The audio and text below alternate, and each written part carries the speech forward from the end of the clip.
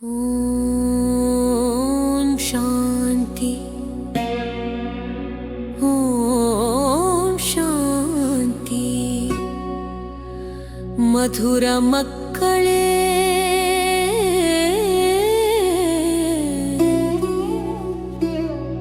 ಆತ್ಮಿಕ ತಂದೆಯ ಸ್ವರ ಮನ್ಮನಾ ಭವ. ಮನ್ಮನಾ ಭವ, ಮನ್ಮನಾ ಭವ. ತಮ್ಮನ್ನು ಆತ್ಮನೆಂದು ತಿಳಿಯೋಣ, ತಂದೆಯ ನೆನಪಿನಲ್ಲಿ ಸ್ಥಿರವಾಗಿ ಪೂರ್ಣ ಆಸ್ತಿಯನ್ನು ಪಡೆದುಕೊಳ್ಳೋಣ. ಸೆಪ್ರೇಟ್ ಆಗಿ ಅನುತ್ತೀರ್ಣರಾಗಬಾರದು. ಮುಕ್ತಿಧಾಮ ಶಾಂತಿಧಾಮಕ್ಕೆ ಸಿದ್ಧರಾಗಿ ಹೊರಟು ಹೋಗೋಣ.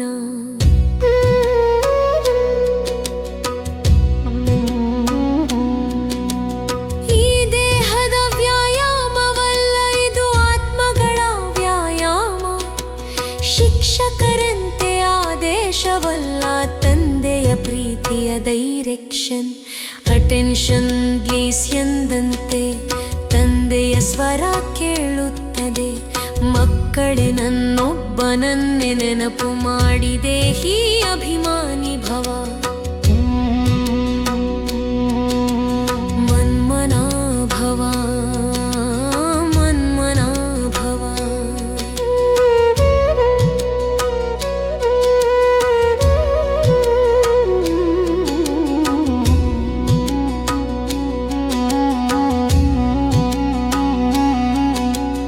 ಈ ಶಿಕ್ಷಕನು ಯಾರಿಂದಲೂ ಕಲಿತಿಲ್ಲ, ಶಾಲೆಗೂ ಹೋಗಿಲ್ಲ, ಪುಸ್ತಕವೂ ಇಲ್ಲ.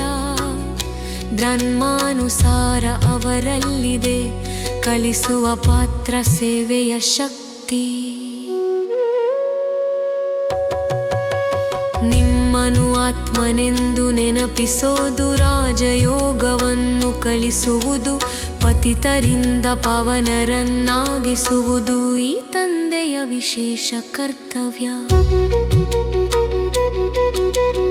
ಏಣಿಯ ಚಿತ್ರ ಬುದ್ಧಿಯಲ್ಲಿ ಇದಿದೆ, ಜನ್ಮಗಳ ಚಕ್ರ ಸುತ್ತಿದೆ. ಸತೋ ಪ್ರಧಾನದಿಂದ ತಮೋ ಪ್ರಧಾನಕ್ಕೆ ಇಳಿದು ಬಂದ ಕಥೆ ಸ್ಪಷ್ಟವಾಗಿದೆ.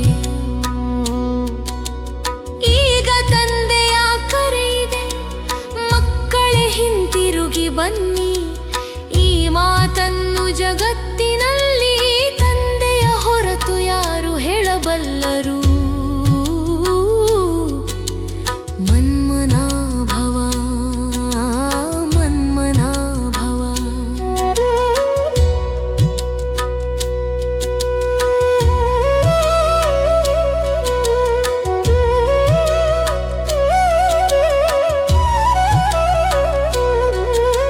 ಸ್ವರ್ಗ ಹೂವಿನ ಉದ್ಯಾನ, ಇಲ್ಲಿ ಮುಳ್ಳುಗಳ ರಾಜ್ಯ.